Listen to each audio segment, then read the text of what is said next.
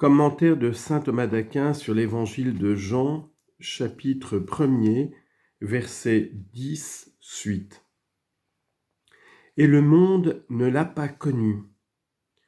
En disant cela, l'évangéliste montre d'où provient ce manque de connaissance de Dieu. Ce manque ne vient pas du Verbe, mais du monde qui ne l'a pas connu. Il dit « Le monde ne l'a pas connu, lui, de façon personnelle, parce que plus haut, il avait dit que le Verbe était non seulement lumière, mais Dieu. C'est pourquoi en disant « lui », il entend Dieu. Jean emploie ici le mot « monde » pour l'homme, car les anges l'ont connu par leur intelligence, les éléments l'ont connu en lui obéissant, mais le monde, c'est-à-dire l'homme habitant du monde, ne l'a pas connu. Nous pouvons attribuer ce manque de connaissance de Dieu à la nature de l'homme ou bien à sa faute. À sa nature, car en dépit de tous les secours susdits donnés à l'homme pour l'amener à la connaissance de Dieu, la raison humaine cependant défaille dans cette connaissance. Comme le dit le livre de Job, chacun le considère de loin. Oui, Dieu est grand, il surpasse notre science. Job chapitre 36, versets 25 à 26. Et si quelques-uns l'ont connu, ce n'est pas en tant qu'ils furent dans le monde, mais au contraire en tant qu'ils furent au-delà du monde, et tels que le monde n'était pas digne d'eux, comme le dit l'Épître aux Hébreux chapitre 11, verset 38. C'est pourquoi s'ils perçurent dans leur esprit quelque chose d'éternel, ce fut en tant qu'ils n'étaient pas de ce monde. Mais si on attribue à la faute de l'homme son manque de connaissance divine, les paroles « le monde ne l'a pas connu » expriment la raison pour laquelle Dieu n'est pas connu. Dans ce cas, le monde est pris pour l'homme qui aime le monde, de manière désordonnée. Autrement dit, le monde ne l'a pas connu parce que les hommes aiment le monde. Et l'amour du monde, dit saint Augustin, détourne au plus haut degré de la connaissance de Dieu, car l'amour du monde rend ennemi de Dieu. Or celui qui n'aime pas Dieu ne peut pas le connaître. L'homme naturel ne perçoit pas ce qui est de Dieu, comme dit la première épître aux Corinthiens, chapitre 2, verset 14. Ainsi se trouve résolue la vaine question des païens. Si c'est depuis peu de temps que le Fils de Dieu s'est fait connaître au monde pour le salut des hommes, il semble qu'avant ce temps, il ait méprisé la nature humaine. Il faut leur répondre, Dieu n'a pas méprisé la nature humaine, il fut toujours dans le monde, et pour ce qui est de lui, il est connaissable par tous. Si quelques-uns ne l'ont pas connu, ce fut de leur faute, parce qu'ils aimaient le monde. Il faut remarquer encore que l'évangéliste parle ici de l'incarnation du Verbe, afin de montrer que c'est le même Verbe qui est incarné, qui était au commencement auprès de Dieu, qui est Dieu. Il reprend ici ce qu'il avait dit auparavant au sujet du Verbe. Le Verbe était la lumière des hommes. Ici, il dit « Il était la lumière, la véritable ». Plus haut, il avait dit « Tout a été fait par lui ». Ici, il dit « Et le monde a été fait par lui ». Plus haut, il avait affirmé « Sans lui, rien n'a été fait », c'est-à-dire, selon une interprétation, toutes choses sont conservées par lui. Ici, il dit « Il était dans le monde, créant et conservant toutes choses ». Là, il avait affirmé « Et les ténèbres ne l'ont pas étreinte ». Ici, « Et le monde ne l'a pas connu ». Tout ce qui est dit à la suite de ce verset, « Il était la lumière, la véritable », est donc comme une explication des versets précédents. Tout ce qui précède nous permet de découvrir trois motifs pour lesquels Dieu a voulu s'incarner. Le premier est la perversité de la nature humaine, que sa propre malice avait plongée dans les ténèbres des vices et de l'ignorance. C'est pourquoi l'évangéliste avait dit de la lumière, « Les ténèbres ne l'ont pas étreinte ». Dieu est donc venu dans la chair pour que les ténèbres puissent saisir la lumière, c'est-à-dire parvenir à sa connaissance. Le peuple qui marchait dans les ténèbres a vu une grande lumière. Isaïe chapitre 9, verset 2.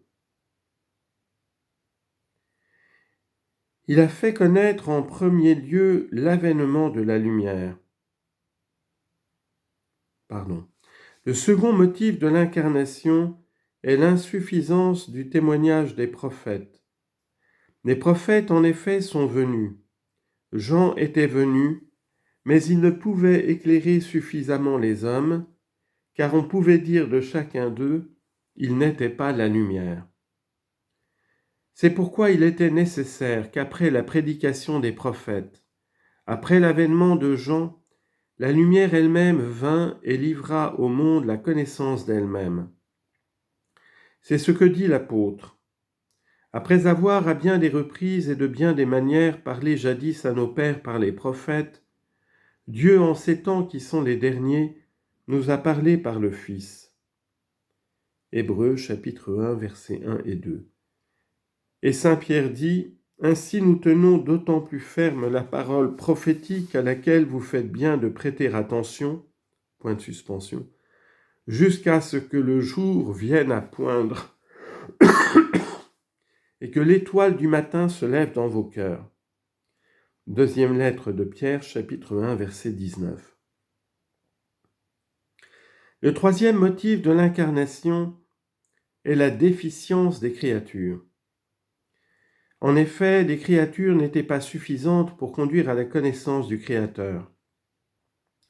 Le monde a été fait par lui et le monde ne l'a pas connu. Il était donc nécessaire que le Créateur lui-même vînt dans le monde par la chair et qu'il se fît connaître par lui-même, puisqu'en effet le monde, par le moyen de la sagesse, n'a pas reconnu Dieu dans la sagesse de Dieu. C'est par la folie du message qu'il a plu à Dieu de sauver les croyants. Première lettre aux Corinthiens, chapitre 1, verset 21. La finalité de l'avènement du Verbe dans le monde. Après avoir montré la nécessité de l'incarnation du Verbe, l'évangéliste manifeste sa finalité pour les hommes. Il fait connaître en premier lieu l'avènement de la lumière, en disant « Il est venu chez lui ». Puis la rencontre des hommes avec cette lumière, en disant « Et les siens ne l'ont pas reçu, mais à tous ceux qui l'ont reçu ». Enfin, le fruit de son avènement, en disant « Il a donné pouvoir de devenir enfants de Dieu à ceux qui croient en son nom, qui ne sont pas nés du sang, ni d'un vouloir de chair, ni d'un vouloir d'homme, mais de Dieu. » Il est venu chez lui. Selon saint Jean, cette lumière qui était présente au monde et évidente ou manifeste par son effet, n'était pourtant pas connue du monde. C'est pourquoi il est venu chez lui afin d'être connu. Mais quand il dit « est venu », tu pourrais le comprendre comme un mouvement local, en ce sens qu'il serait venu comme cessant d'être là où il était avant et commençant à être là où il n'était pas. C'est pourquoi l'évangéliste dit « il est venu chez lui », c'est-à-dire dans ce qui était sien, qu'il a fait lui-même, là où il était déjà. Je suis sorti du Père et je suis venu dans le monde. Jean chapitre 16, verset 28. L'expression « chez lui » signifie pour certains la Judée qui était sienne d'une manière spéciale. Dieu est connu en Judée, psaume 75, verset 2. L'expression « la vigne du Seigneur des armées », c'est la maison d'Israël. Isaïe, chapitre 5, verset 7. Mais il vaut mieux dire que chez lui signifie le monde créé par lui. Comme le dit cet autre passage de l'Écriture, « Au Seigneur la terre et tout ce qu'elle renferme » psaume 23, verset 1. Cependant, s'il était déjà dans le monde, comment a-t-il pu y venir ? Il faut répondre que venir dans un lieu peut s'entendre de deux manières. Ou bien de quelqu'un qui vient en un lieu où il ne se trouvait en aucune façon auparavant, ou bien de quelqu'un qui vient en un lieu où d'une certaine manière il était déjà, mais où il commence d'être d'une manière nouvelle. Tel est le roi qui, déjà présent par sa puissance, dans quelque cité de son royaume, y vient ensuite en personne. On dit qu'il vient là où il était déjà. Là où il était seulement par sa puissance, il est venu par sa substance. Ainsi le Fils de Dieu est venu dans le monde, et pourtant il était dans le monde. À la vérité, il y était par l'essence, la puissance et la présence, mais il y est venu en assumant la chair, il était invisible, il est venu pour y être visible.